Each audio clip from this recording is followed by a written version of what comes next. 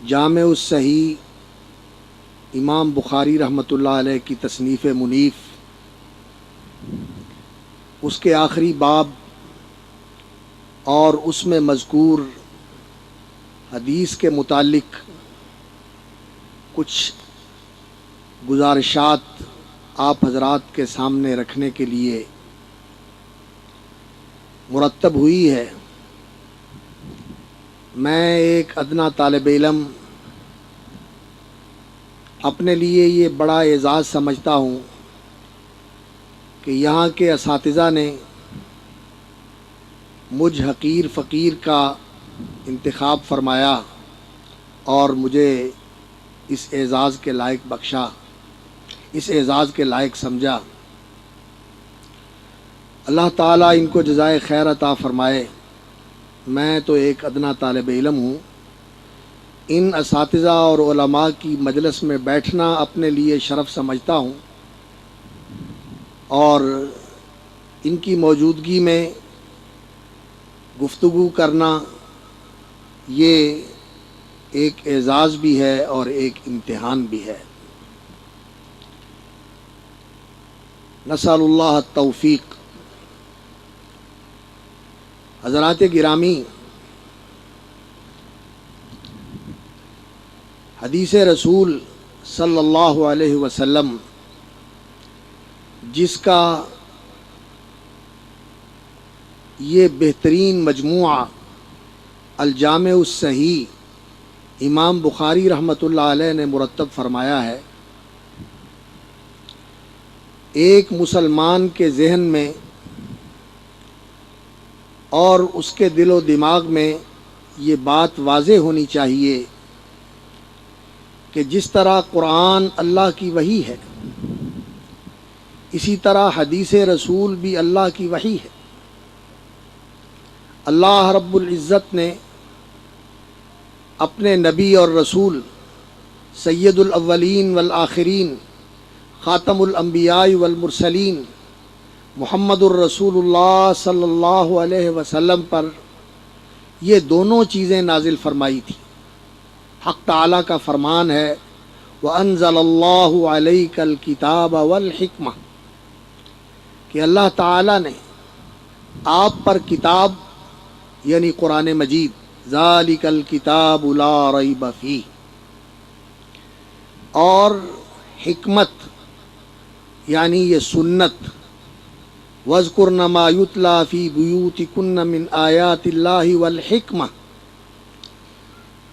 سورۃ الاحزاب میں فرمایا کہ وَاذْكُرْنَ مَا يُتْلَى فِي بُيُوتِكُنَّ مِنْ آيَاتِ اللَّهِ وَالْحِكْمَةِ، اللہ کی آیتیں، قرآن مجید اور حکمت، رسول اکرم صلی اللہ علیہ وسلم کے فرامین جو قرآن کا فہم تھا اور قرآن کا بیان تھا اور قرآن کے اوپر عمل کی شکل و صورت تھی، یہ دونوں چیزیں یاد کرو۔ اللہ کی آیتیں بھی یاد کرو، امہات المومنین سے کہا جا رہا ہے، اور رسول اکرم صلی اللہ علیہ وسلم کے فرامین، آپ کی احادیث اور آپ کی سنن بھی یاد کرو۔ تو یہ دونوں چیزیں وہی ہیں، اللہ رب العزت کی طرف سے نازل شدہ ہیں، اور دونوں ایک دوسرے کے ساتھ مرتبط ہیں۔ قرآن اگر اصل ہے تو سنت اس کی تفسیر اور اس کی تشریح ہے۔ قرآن مجید کے اندر اگر اللہ رب العزت نے دین کے کلیات، اصول اور قواعد بیان فرمائے ہیں، تو سنت کے اندر ان کی عملی اور تفصیلی شکل رسول اکرم صلی اللہ علیہ وسلم نے امت کے سامنے پیش فرمائی ہے۔ اگر سنت کو نظر انداز کر کے قرآن مجید پر عمل کرنے کی کوشش کی جائے تو سوائے حیرت اور ضلالت کے اور انسان کو کچھ حاصل نہیں ہوتا۔ اللہ رب العزت نے یہ حکم دیا ہے کہ نماز قائم کرو، اب نماز کی عملی شکل کیا ہے، اس کے احکام کیا ہیں، اس کی تفصیلات کیا ہیں، اس کی شروط کیا ہیں، اس کے ارکان کیا ہیں، اس کے آداب کیا ہیں، یہ جو کچھ ہے یہ سب سنت میں بیان ہوا ہے۔